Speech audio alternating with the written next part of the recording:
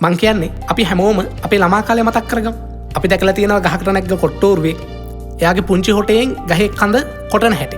ගහේ කඳට විදින හැටි. ඌ කඳට කොටලා මාරු වෙන්නේ නැහැ. ඌ ඒකෙන් හදනවා ගෙයක්. අපි බෙනයක් කිව්වට ඒක තමයි ඌගේ ගේ. මේක තමයි සබාදහමේ තියෙන අපූර්වත්වය. සබාදහමේ තියෙන විද්‍යාව. මට තියෙන ප්‍රශ්නේ තමයි කොට්ටෝරුවට පුළුවන් නම් ගහක කඳක් හිල් කරලා ගෙයක් හදන්න. ඇයි අපේ රටේ ඉන්න පොලොස් කොට්ටෝරුවන්ට බැරි කොස්කොල සලාදයක් හදාගන්න? මේක හරිම අන්තිම සරලයි. වන්නිපත්තුවේ ඉන්න වන්නිල ඇත්තන්ට තේරෙන විදිහට කොස්කොල සලාදයක් හදාගන්න හැටි කියලා දෙන්නයි අපි මේ යන්නේ. මේ තරම් සියුමැලිද කොස්කොල සිතන්නටවත් බැරි නිසා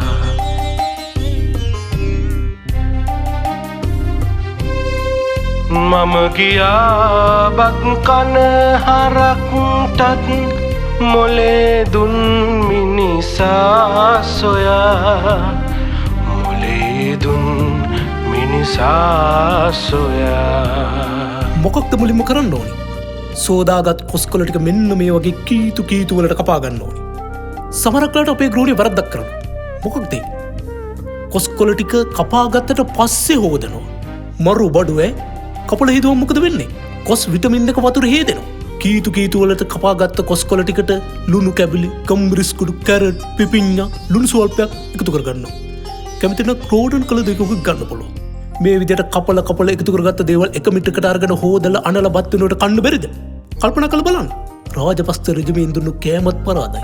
අම්මෝ පොළොන්නරුවේ සරල නිවසක මැටි පිලක පැදුරක් එලා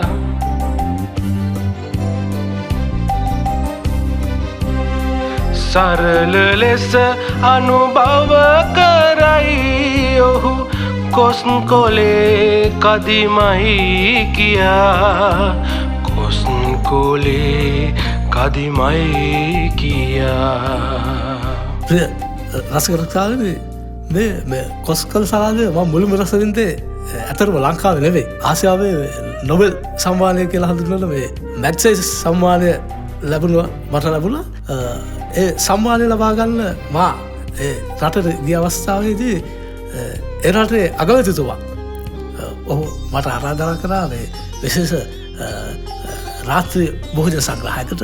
ඇතුළේ ඒ භෝජන සංග්‍රහයේ හිටියේ අගමැතිතුමයි මා පමණයි. ඉතින් ඒ වෙලාවේ ඒ රට අගමැතිතුමා මේ මට පිළිගන්නුවේ මේ විශේෂ කොස්කොල සලාදය.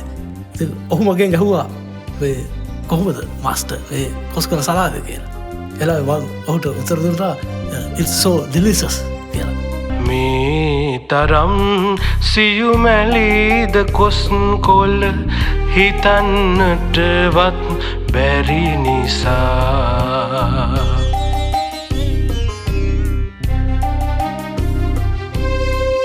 මම ගියා බත් කන හරක්ටත් මොලේ දුන් මිනිසා සොයා මොලේ දුන් මිනිසා සොයා.